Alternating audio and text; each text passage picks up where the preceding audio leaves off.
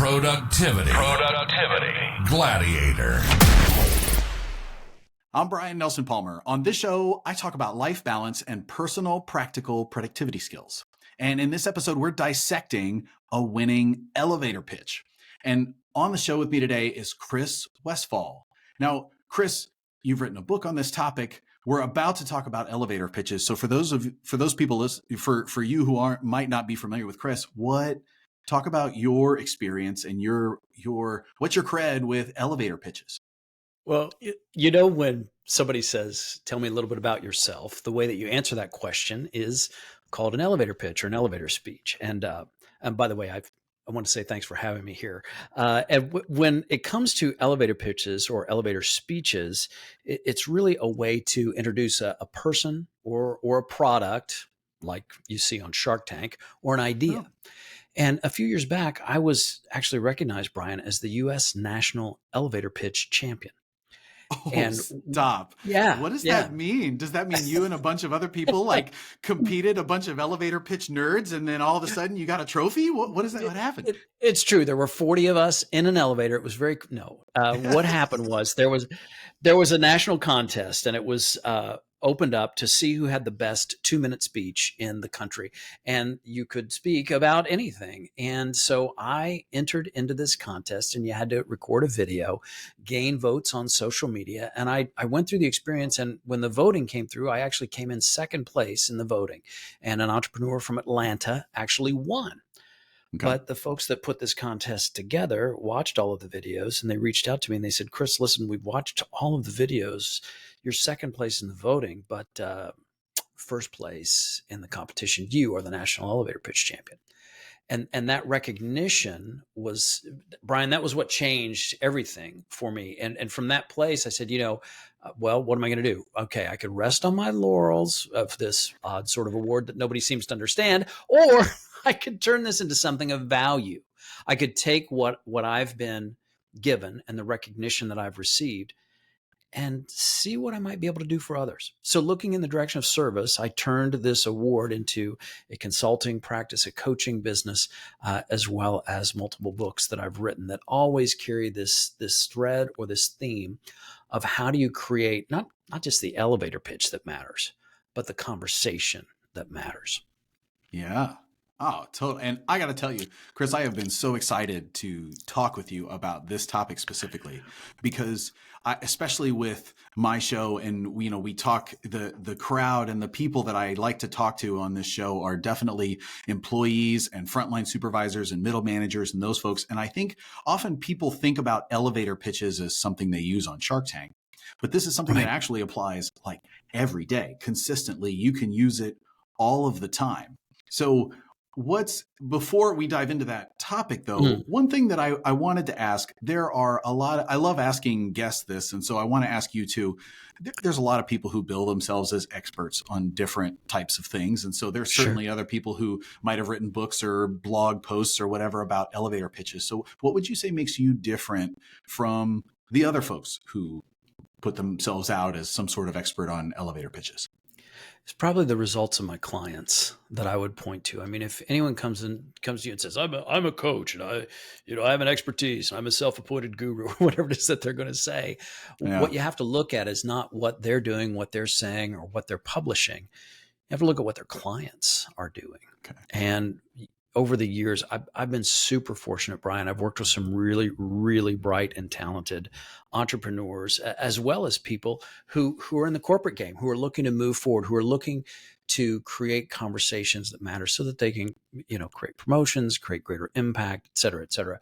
But I've coached clients of mine onto television shows like Shark Tank, Dragon's Den, that's what they call Shark Tank in Canada, Shark Tank Australia. Nice. I've been a part of raising over $350 million from investors and counting. Yeah, okay. Which, I mean, that's not all the money in the world. But like I say, my clients they've done well. And I'm thrilled to be a part of that success. This past spring, I coached 4 teams in the South by Southwest pitch competition in Austin. Came away with 4 first place trophies for the categories, nice, including best in show. So I coached the team that was the best of the best at South by. And then this past, well, I guess it was in May, I coached the team that won the Rice Business Plan competition. And that's the largest and most lucrative college competition of its kind in the world. So, like I say, I don't know. Right. I'm nobody special. Oh, I'm a guy. I'm a fellow traveler who's looking in the yep. direction of what stories and conversations are going to create the greatest impact, and how do we show up differently inside of Q&A? How do we step up and show up when the stakes are high, when the conversation really, really matters? That's where I can be of service to people. And the results that my clients have created have been just, it's been an honor and a privilege to work with some very, very brilliant clients over the years.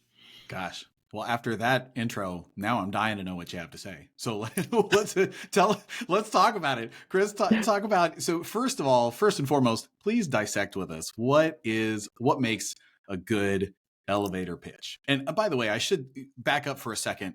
The scenario, I'm assuming you listening, you know what an elevator pitch is, but what we're really talking about here is that the scenario is you jump on the elevator with someone who you need something from or can help you in some way, or you don't know and you need to introduce yourself to.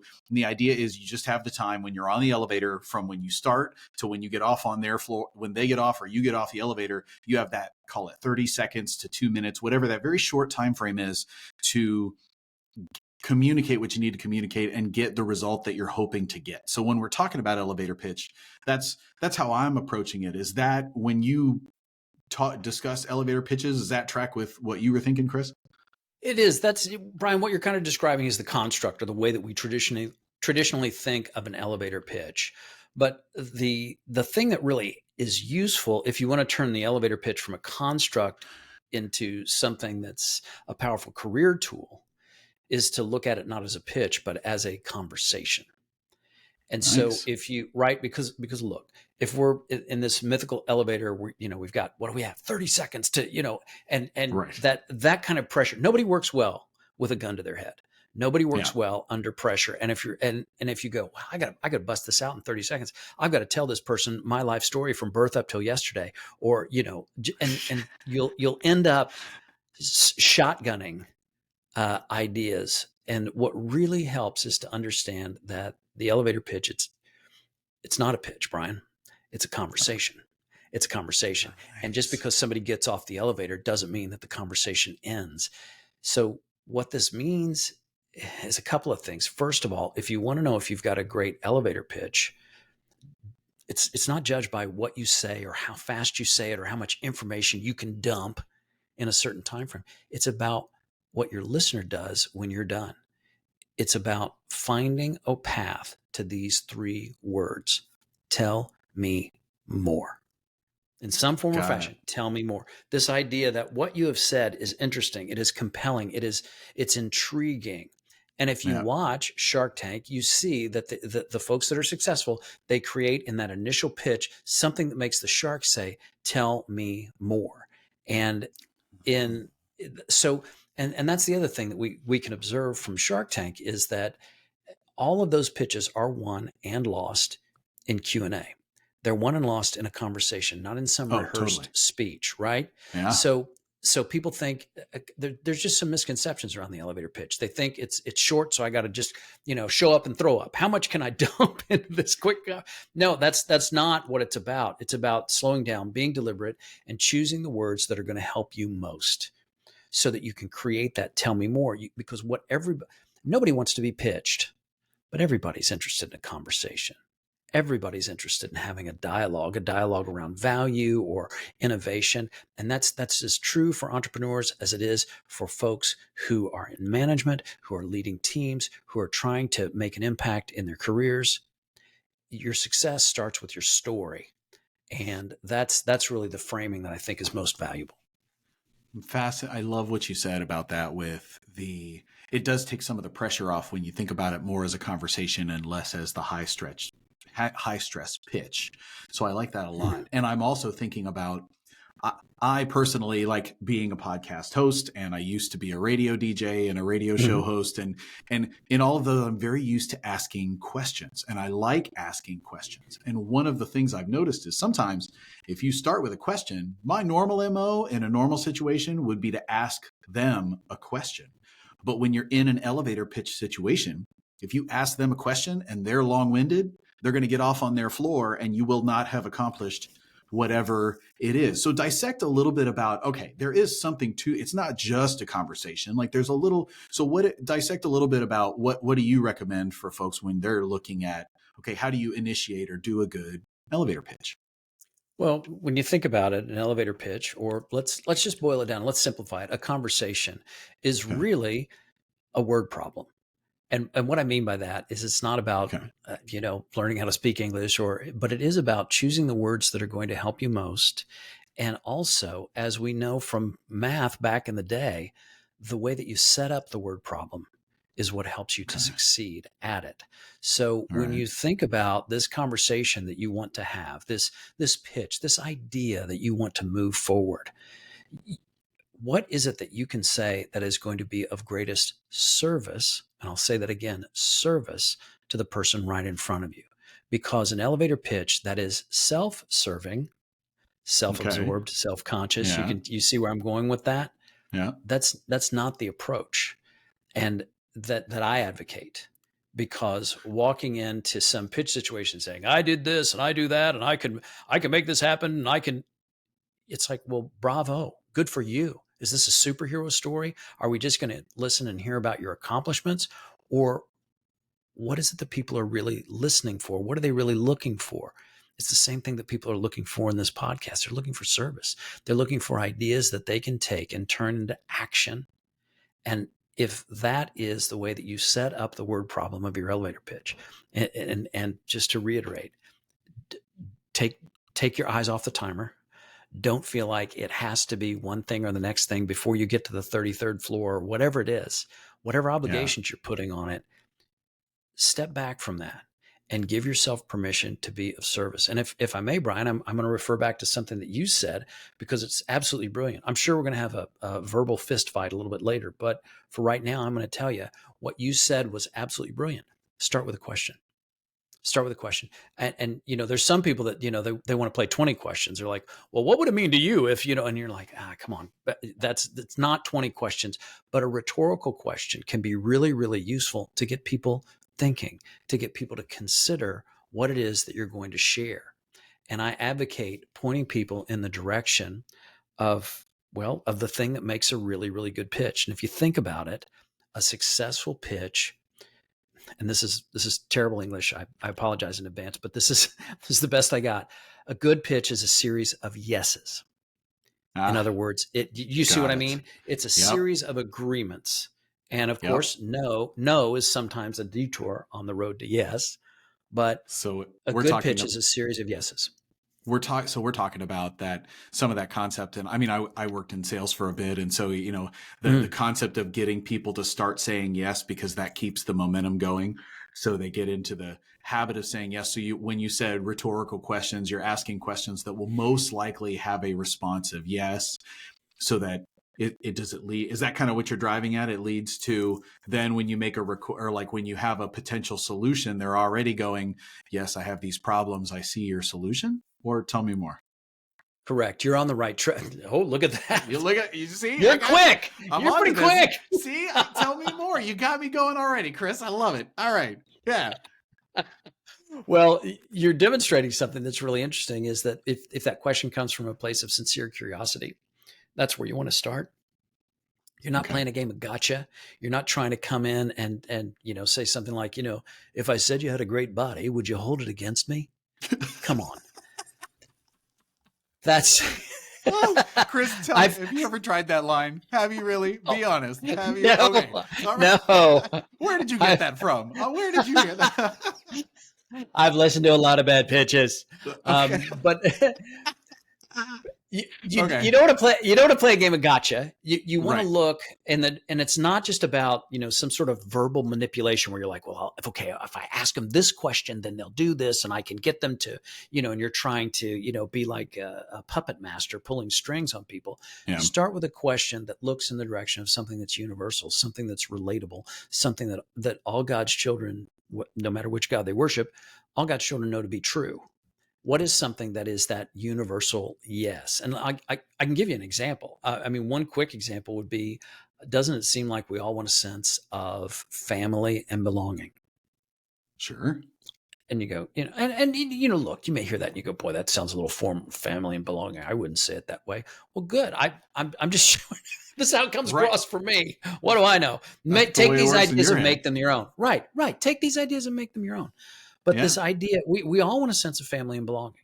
There's no one in the world that goes, nuh-uh. Everybody sees that. Doesn't it seem like we all want a sense of safety in the workplace? I mean, even if you Yeah. work in an explosive factory, you want a sense of Mhm. safety in the workplace. So, True story. you see what I mean? And I see what these you are, mean. yeah, that's where you want to So, start. so what's I think one of the things that's really helpful, I'm picking up what you're putting down as far as like, okay, where you're want curiosity, make it a conversation. You're not coming off as too chauvinistic. I really like some of the things we've talked about so far.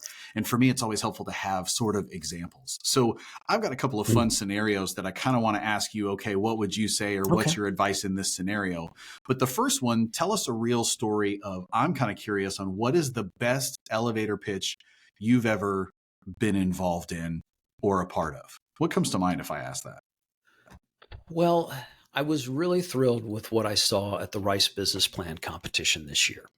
I was working with a scientist who had invented an amazing new technology around magnetic gears.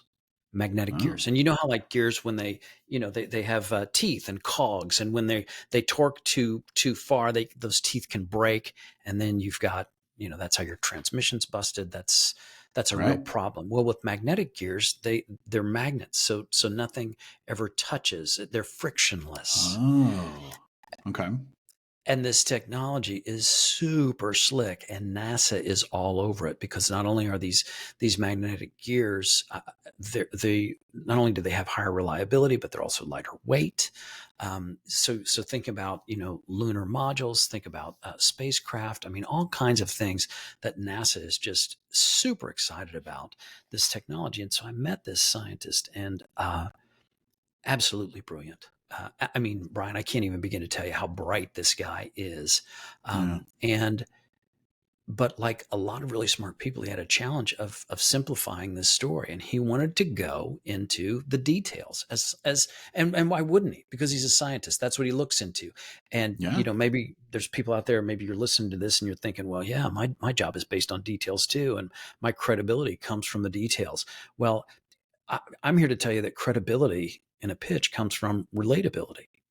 And if you can't make a complex story relatable, uh, you don't really understand it. And that's not just me saying that. That's a version of what Einstein said. If you can't boil it down to its simplest form, you don't really understand it. And so, what we worked on was crafting a kind of understanding that helped translate this scientist's brilliance into something that an audience of hundreds of judges. The Rice Business Plan has hundreds of judges that evaluate 42 teams from all over the world. It was just an extraordinary experience. But watching him, and let me tell you specifically what made it an amazing pitch. A couple of things. He had a partner, and she stood up and was talking about the usefulness of these magnetic gears on the moon, on the dark side of the moon, in a lunar rover. And she said to Wow. the audience, well, think about it, and you're like, whoa, this is lofty. You are literally in outer space. Yes, that's true. But imagine if you are in a lunar rover and your gears seize up, you can't call an Uber. And that's exactly what she said. And the audience instantly went, we get it. We understand. And it was that understanding that I think, and it's hard for me to, I mean, what's your favorite pitch? It's like saying, what was your favorite kiss? They were all pretty good. Right. But this pitch, what was, Chris, I'm sensing a theme here. You had a pickup line reference. Now it's about kissing. I see you're all about the sensual, emotional side of this thing. All right, I'm picking up what you're putting down here. What can I tell you, man? I've been married to a redhead for a long time, and she walks on the ground I worship. She walks on the ground I worship. Anyway, spicy. I'm sorry, I didn't mean to derail. That was really funny. Okay, so right. So back to the dark side of the moon, and back to you can't call an Uber if your gears seize up. When I knew that this pitch was at its absolute best was when in the middle of it, and by the way, I've been rehearsing with this team and I know their shtick and I know their spiel and I've seen the slides and all this stuff. And the lead presenter, this scientist, he goes off script. And he says, we're working on a special project right now and I can't tell you what it is, but it rhymes with Schmeiper Sonic Schmissel. And I about fell out of my seat. I'm like, you're kidding me that you just landed a joke. And I'm not saying it's a good one, but he did that. He goes, Schmeiper Schmonic Schmissel. And I'm like, where did that come from? But here's why this silly story stands out for me, because he was loose. He was loose enough to crack wise. And I'm not saying it's the funniest thing I've ever heard and he should be a comedian, but it was unexpected. And the best pitch is unexpected. The best pitch is when you are not locked into a script, when you're not trying to be memorized, but when you're trying to be of service. And sometimes having a sense of humor about sophisticated science separates you from the pack. It's a mark of true distinction. And it was his flexibility and his confidence combined with the way that he handled Q&A that makes me give this guy some mad props today on your podcast for the best pitch that I've heard. That's awesome. And so just out of curiosity, is this pitch, we've just talked extensively about it, compared it to kissing. It sounds pretty enticing now. So is there a video of this somewhere that I could link for people, or? Absolutely. I'll send it to you and you can drop it in and they can see exactly who these folks are and what they did. And I think it's very inspiring. And his partner, she is amazing as well. She had never pitched before we started working together. We worked together for 2 months, and together these two went and won. They raced past teams from Harvard, Yale, MIT, BYU, Stanford, Northwestern, and every other, 42 schools from all over the United States. That's amazing. It was quite a journey. Let me tell you, my friend, it was great to see. Okay. All right. So best pitch, man. All right. Well, looking forward to checking out that video. I'll make sure I drop that in the episode notes so that you can watch it here too. But so let's do some scenarios real quick, because I think this is really helpful, right? So let's say that I'm an employee and I'm a project manager and I need resources, whether that be FTE or a little bit of funding for something on one of my projects. And I end up in the elevator with my boss. What would you, if you were coaching someone in that scenario, what would you say goes into that elevator pitch?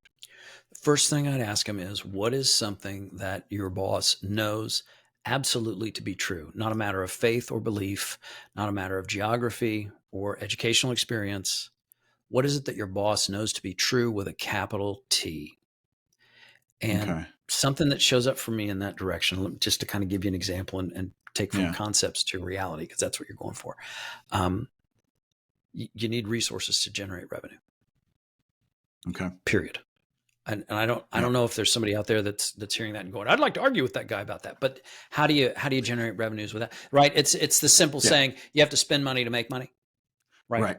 So if that's true, looking in the direction of something that is non-threatening but curious would be the place where you might find a start. So is that, there's two things. When I think of things that are absolutely true, it could be bad or it could be good. Is there would it, for example, something that's absolutely true is, would it be bad if we failed this project? That of course is absolutely true. But then there's also you could also do something along the lines of, would it be a highlight if we were successful in this project? And that would be a little more positive slant. Do you specify between the positive and the negative absolutely true? You want to sound real, neither positive nor negative would be what I would advocate. And I'll tell you why. And maybe some insurance agents or actuaries are listening to this and going, no, no, no, we want it to be negative. We want it to be very scary. Right. Yeah. Because I mean, to think about it, I mean, it is absolutely true. And you could open your pitch by saying, isn't cancer horrible? And while that is Right. true, now you got to, I mean, you just dug a hole. I mean, not only am I depressed, but especially, I mean, I've lost people close to me due to cancer. I mean, it's complex. Why would you want to go there? But at the same time, if you open with wild hype and some mad, vision of the, wouldn't it be great if we had unicorns and transporter beams? None of those things exist. So what is it that is real, that is true, that is doable? I was holding up, we were doing some silly little cards, and I was holding up a little card before we got going. And that card says something that I always try to remind myself and my clients of, and that is do the doable. So if you're looking for where to open, what is doable? What is not aspirational, not depressing, not hype, but something that is doable. And isn't it doable for us to all say that we see and understand that without resources, it's hard to generate revenue? Right. And if that's true, you see what I'm saying? Is you start at this sort of overarching concept that leads you into, because that's what we're trying to do here. We're trying to I need to bring on some resources. And you probably, if you're talking with your boss, they probably already know this. It's true. And if it is true, and it is something that they already know, say what's true.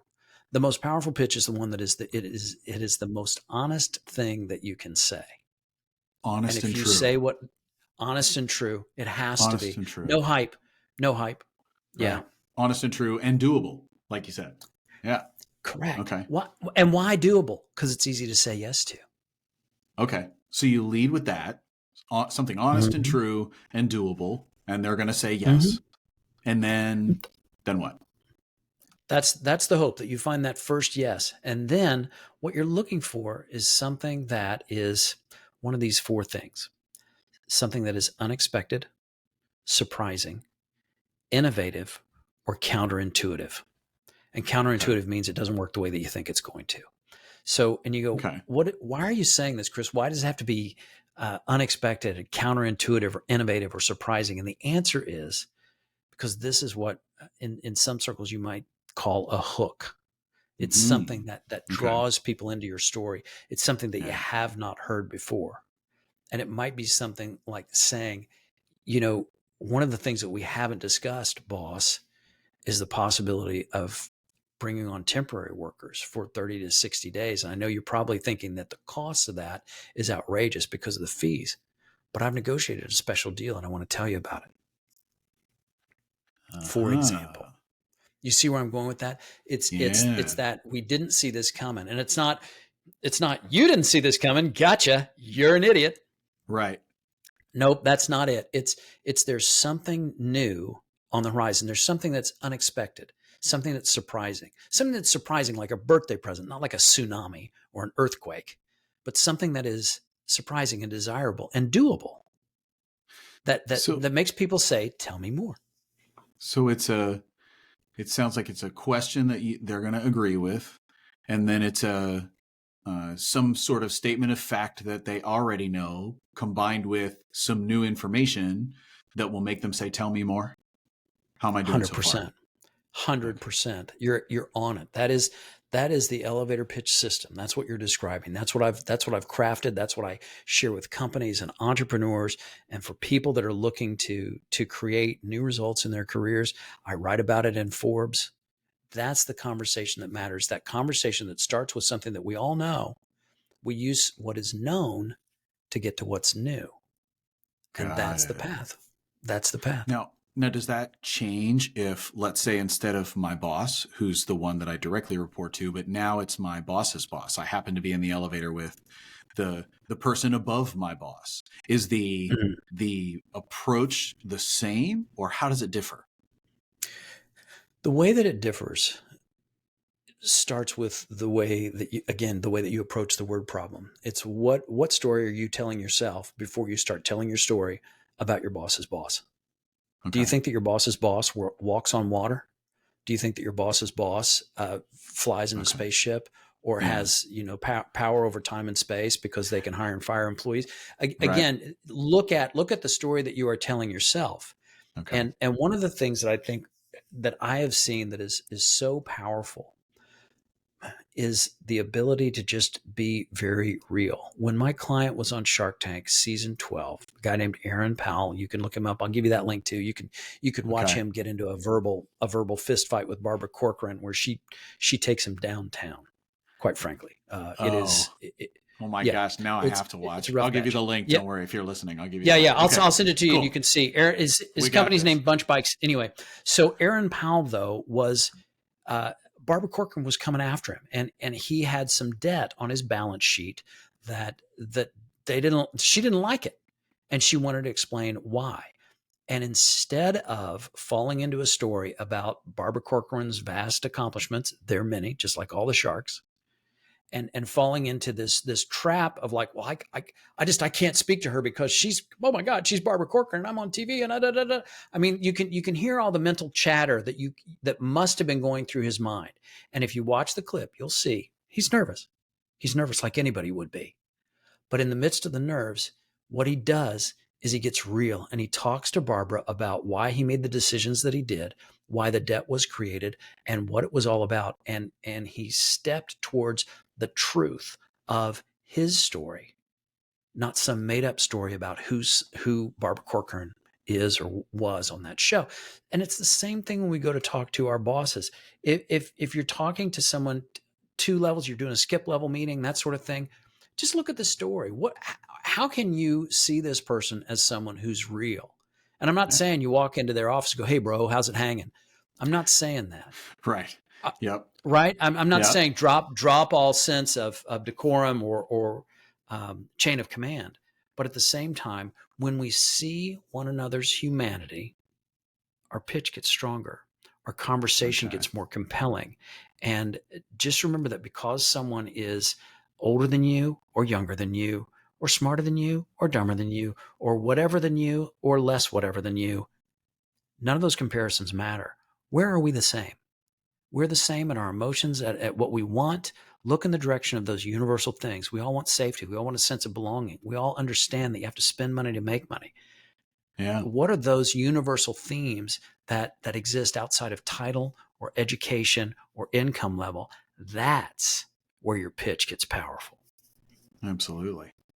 So, Chris, does the scenario change at all if instead of the employee and you're the project manager, now let's say you are the manager and you need additional employees or full-time employees, or it's not just resources anymore. It might just not just be money. Now it's additional staff, and you get on the elevator with your boss or your boss's boss. Is the conversation and is the approach the same? How does it differ? The difference that really makes a meaningful difference is making a shift. And some people are not able to make it, but I'll tell you what that shift is. It's shifting your attention off of yourself and onto service. In other words, I need more employees. I'm going to my boss and I gotta ask for more employees. I need more resources. I need more software training. I need more. I need, baby needs new shoes, right? Mama needs a new stove. Uh, None of that is compelling. And you go, what do you mean? Isn't an elevator pitch where I talk about what I've done and what I want? Not if you're in the advanced class and not if you want to get what it is that you're looking for. Because Right. people who are sophisticated and understand how to speak in the language of leadership speak about impact. And they take the story one step further from I need new employees to if I had new employees, here's what I might be able to do for you. Here's what we might be able to create together. Here's the impact of bringing new employees on. And here's what I would do for you and with you and through you if you'll green light 2 more FTEs. Here's what that will look like. And your ability in an elevator pitch to go beyond being self-serving, go beyond being self-conscious, go beyond telling yourself a story that does not serve you, to creating a message that looks in the direction of service and impact. It's just really simple. Look in this direction of these 4 words. If you want to make more progress with your manager, you want to look at getting a promotion, getting new resources. These 4 words are key. Here they are. I've thought this through. I've thought this through. Because you come in and go, I need more employees. I need more training. You sound like a 6-year-old. And I hate to say that about people, but seriously, think it through. Yeah. What is it that you are saying that is helpful, that is useful, that's going to build your team, that's going to build morale, that's going to increase employee engagement, that's going to balance out the puts and takes that matter to your boss, to your boss's boss, and to the entire organization? That's a pitch that's compelling. So, Chris, pretend you are that manager then, and you're about to talk to your manager's manager. If you were in that elevator, what would you say? I'd start off by looking at what it is that I know the organization wants and needs. And I could make something up right now on the spot, but I don't know if that's what you want me to do. Go ahead. If you want me to create something. See, what does it sound like? Put yourself in their shoes and just pretend this is real, even if you have to make up some details of it. How would it sound for you coming out of your mouth? You know how we've been talking about increasing our market share by 2025, and we're going to do it based on acquisitions. It's one of the key themes that we've been discussing in our meetings. But you also know that we can't grow the business without additional resources. And I'm coming to you to ask for something that you might not expect it. It might be kind of surprising, but I need 3 full-time employees to join so that, notice what I just said there, Brian, so that, those 2 words, see it? Okay, sorry, I jumped out of the pitch, back into the scene. Okay. I'm back in the scene. But so that is very powerful. But I need 3 additional employees so that we can be on track for those goals, and so that we can do the research that's needed to have the conversations with these acquisition targets to help you to hit these objectives. And you may be thinking that I can do it without those resources, and I appreciate your confidence. But the fact is, I want to step you through, and I've got a little quick presentation I can share with you exactly what is required, what these people will do, and how these 3 new full-time employees are exactly what we need. And when we create these acquisitions, their costs will be offset. I want to show you how I've thought this through and see if you agree with what I've put together. Would you be open to that conversation? Got it. There's a lot of what if and a lot of making up stuff. Right. You see what you did there, though. I see what you're driving at here. This is okay. I like that.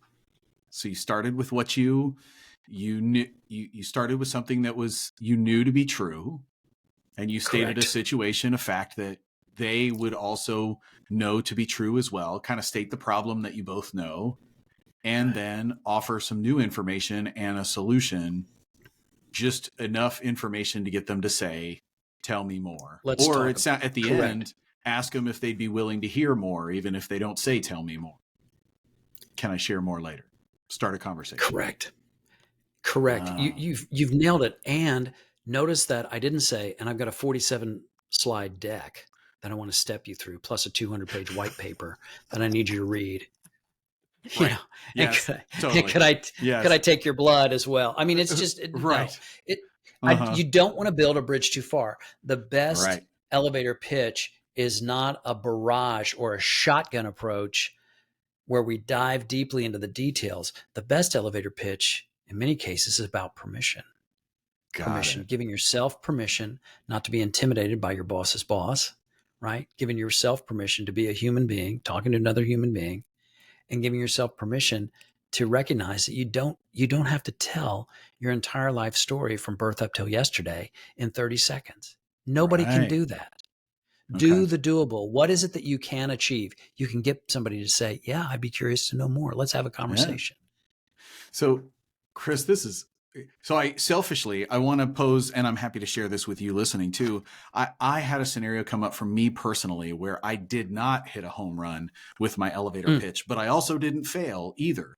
And so I want to share the circumstances of that with you. And then I'm curious what you would have had me say if I could go back and do it again. right? So the scenario is Productivity Gladiator is about teaching life balance and personal practical productivity skills to overworked early to mid-career project managers. And so I happened to be at a corporate event for Samsung, and the director of their training and education department happened to be there, or diversity and inclusion department. It was someone up who's involved in training at Samsung, who's a pretty high level person there. And so clearly it would be phenomenal to teach the people, to be able to teach Productivity Gladiator training to the people at Samsung. So I happened to get on the elevator with this woman, and we're going up to the roof. So it is literally the elevator pitch scenario in person, happening in real life. I get on the elevator at floor 5, the roof is floor 14. So I have that much time, and she asked me she had introduced herself in the social scenario. We get on the elevator and she asks, "So Brian, what do you do?" Now here's my elevator pitch. If you were in my shoes or you were coaching me, Chris, what would you say? Where do I start? What do I say there? I'd start with something that's really easy to say yes to, like, how productivity training is everything here at Samsung, and you're very interested in getting the most out of your people. That's what I do. In other words, I would start by saying, I think I know what you want, and I'm actually that thing. That would be where I would start. That's it. Okay. That's where I would look, is acknowledging the person right in front of you. What is it that you know about her that you know that she wants? And isn't it true that for all companies everywhere, not just Samsung, but every company you can think of, as well as every government agency and every nonprofit, they're interested in maximizing productivity. They want to get the most out of their employees. And companies that are serious about that, they understand that investing in training is the best way to do that. Right. Does this make sense? Yeah. See, and I see exactly so I'll tell you what I did instead in this real life world. What I did instead is I shared a little bit about what Productivity Gladiator does. I answered her question, which is, I said, and for me, it was fun because my different thing is I'm able to tell people at happy hour, I'm able to say, or in the elevator, people ask me what I do. And I say, quite honestly, I train gladiators. And then I stop and there's a pause. And generally it's the tell me more thing. I was successful with the tell me more moment in this case, because then she kind of gave me that sideways look on, wait a minute, train gladiators. And then I said, yeah, I teach life balance and personal practical productivity skills to overworked project managers. And so that started the conversation. And ultimately I didn't fail in that she is interested. And I mean, I hope that this opportunity does come around. It didn't close, but at the same time, the part that I totally missed and I failed at was I didn't start with, what does Samsung need? I just answered the question. I'm like, oh, I see it, Chris. I see it. It's a bit of a trick question, and it is. You're not alone. You're not alone. I've been there too. I've been there, and the impulse is strong to start talking about what it is that you do. But what it is that you do is descriptive. It is not compelling. The service that you offer is compelling, and also demonstrating your understanding of the audience that you serve. And if I may, some things that are showing up for me is could you say, how all project managers, especially if they're busy, they could be facing some burnout. Yeah. Or, when it comes to managing a project, organizational skills are key, but they're not the whole story to creating success. Yep. And you see what I mean? It's a little bit different than I like the gladiator thing, but it makes me, I was like, American gladiators? What does he do? So, and you know what? That's so funny you said that, because it went sideways on me at happy hour the other day. I said that, and instead of being interested, they launched right into, oh my God, did you see the Netflix special on American Gladiators, the 30 and 30 or whatever? It was one of those things where, like, dang it, Chris Westfall would be so disappointed in me right now. Dang it. And you're like, I want to create value, and I'm having a conversation about Nitro. I don't care about that guy. Anyway. God, I used to love Nitro. Yes. Okay. Totally. How did I know? I just pulled that out of my head. Right. Absolutely. Gosh, that's so funny. Okay.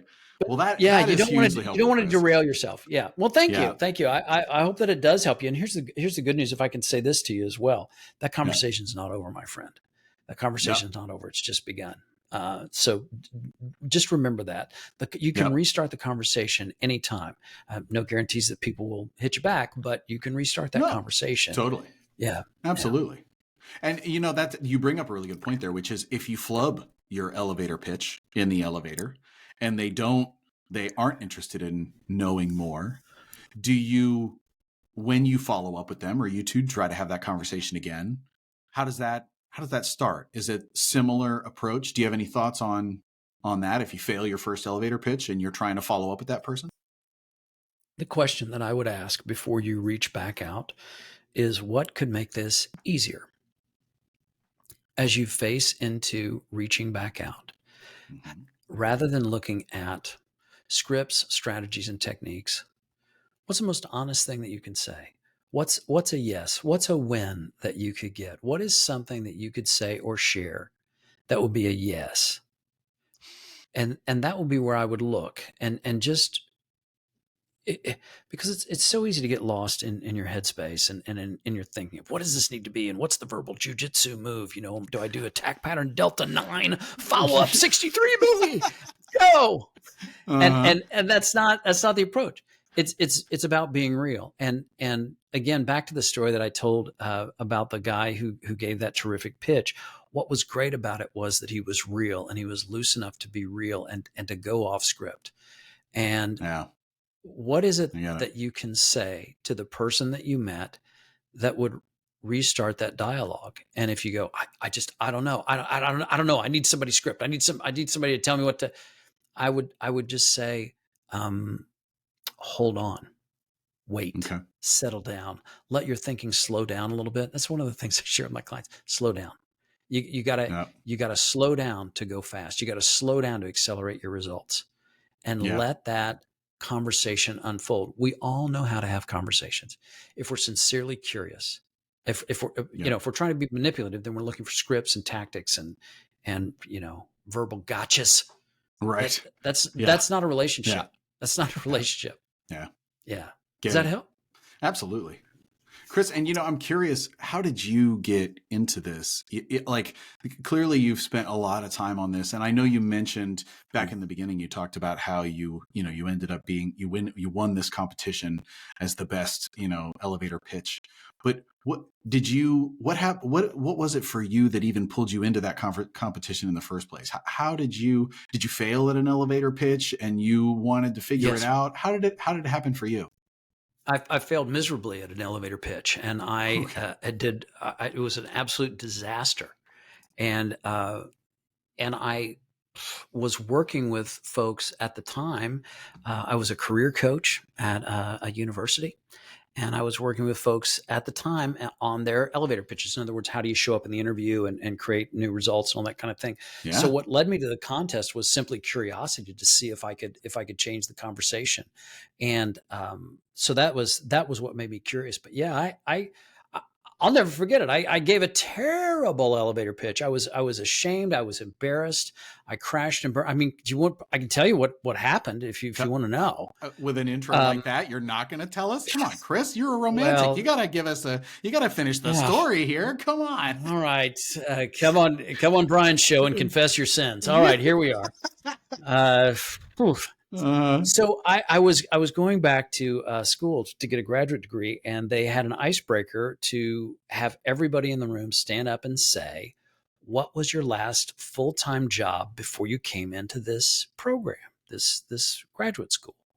So people are standing up and they're saying, "Well, I was the manager of a bank." And somebody else stands up and says, "Well, I was a consultant with Ernst and Young," or they're right. saying all these very prestigious. And Sure. then it comes to be my turn. It's my turn, and I get to stand up in front of this cohort of people that I'm going to go to school with for the next 2 years and establish my credibility. And here's how I did it. I said, my last full time job I was a professional stuntman. Professional stuntman. True story. So I'm going into this program trying to figure out how to move my career forward, how to get into the boardroom and I'm telling a story about how I was trading fake punches at a stunt show, an outdoor stunt show in the city where I lived. And I was just mortified. I was like, I have to say who I am. That's what they're asking me is who I am. And I was ashamed. I was insecure. I was like, I'm in the wrong room. I'm feeling less than. I'm feeling like I'm not the guy. Right. What I came to realize was that in my experience of working in this stunt show, I learned some valuable lessons. I learned about managing risk. I Okay. learned about how to navigate with a performer's mindset. Because again, this was an outdoor stunt show that I did in a southern state when the temperatures on stage could be 130, 140 degrees. I mean, they were driving Yeah. motorcycles and blowing pyrotechnics on this stage. And it taught me some things about the Yep. importance of safety. It taught me about the performer's mindset. It taught me about how to pace yourself so you could do that 8 times a day. So I learned some things and that I didn't realize when I gave my elevator pitch originally. And so from this place, I realized that I need to work with folks to help them to pull out their story, to not just stop with the feelings of imposter syndrome or feeling like you're less than or that you don't have what it takes. It's going deeper to understand how to take from your experience to look at it and say, what's good about this? What can I pull from this unusual, unique set of circumstances? And that's been the work that I've done with the U.S. Navy SEALs and other organizations. Because if you think about it, every Navy SEAL has done and seen things that the average person sometimes can't even imagine Can't in even the imagine. Yeah. pursuit of our freedom. You know what I Sure. mean? Yeah. And and kudos to all those who serve, but also to the Navy SEALs because their experience is so specific. Well, how do you take that specific and unusual circumstance and make it relatable? And that was what I discovered from this goofy elevator pitch, but it's a part of who I am, for better or Right. for worse. That is who I am. But looking in the direction of what's good about this, what can I pull from this that can be of service to others, so that I'm not just in love with my own experience or ashamed of it or going on some emotional journey because of my Yeah. history. No, the journey at hand is how can you help other people? What is it that we Yep. can do to be of service? That I think is the place to look if you want a powerful elevator pitch. That's Man, this has been so much fun, Chris. I tell you what, man, it has been certainly enlightening and eye-opening for me. I feel like I've gotten a bunch out of this, and I hope you listening have too. So thank you very much for joining today. Are there any other resources in this area if somebody's looking to level up their elevator pitch? What else are there other resources that you would recommend on this? Certainly reach out to you and we'll talk about how they keep in touch with you. But any other thoughts that come to mind on good resources? Well, there's a few things. I write about careers and leadership on Forbes, and so you can find those articles. If you're interested in how do I turn my elevator pitch into a powerful interview, I've got several articles that I've written in very recent history, and you can find that on Forbes.com. I also have a YouTube channel where I share videos, and that is youtube.com/Westfall Online. Okay. And so there's a number of free resources that people can check out there. And of course, you can find me on Twitter and the Gram, and that's also at Westfall Online. Nice. There you go. And I'll give you all those links in the show notes too, so you can check out some of these places and keep in touch with Chris. And Chris, here's what I love, man. I love that your story about being a stuntman turned into a career, turned into a book, turned into this podcast episode with us. And it has been absolutely, I feel like I am at least better equipped now after just talking with you here to do an elevator pitch or when it happens to me next time. Because realistically, it's never going to be perfect and years of practice and you're still going to fail at these things. But at the same time, where do you start? It gives us a good basis. So I love that you're in and you're doing this thing and that you wrote a book on it so that you can pay it forward. Cause I know I definitely want to check out the book as well. And I'll certainly include that link for everybody here. Well, thanks for having me, Brian. I really appreciate it. Thank you. Absolutely. And a last couple things for you listening. I have 2 opportunities for you. The first one is, do you have a friend or colleague who you've talked about elevator pitches with? one of the things with podcasts is oftentimes me, the host, will say, oh yeah, you know, and thanks for sharing the podcast or something like that. And my question for you is, if there's somebody who you've talked to elevator pitches with, or who does elevator pitches like we've talked about in here, if you would share this episode specifically with them. I know Chris and I would both love that, because we both do this to kind of pay it forward and help others. So please do share this specific episode with them. That would be awesome.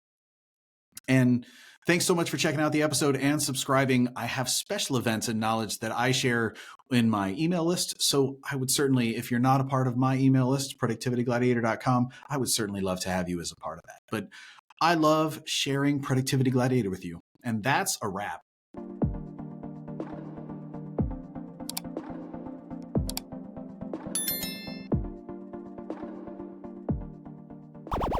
Productivity Gladiator.